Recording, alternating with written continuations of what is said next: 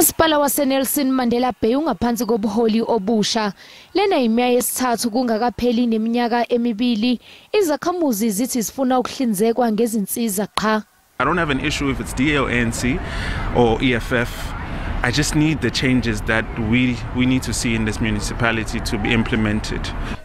Manje kubhekwe ukuthi lokubusa ngokubambisana kuzosebenza noma cha.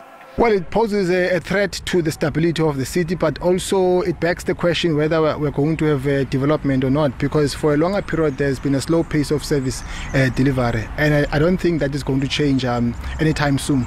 Osomabhizinisi bathi uzinzo kwezombusazwe lumqoka kakhulu.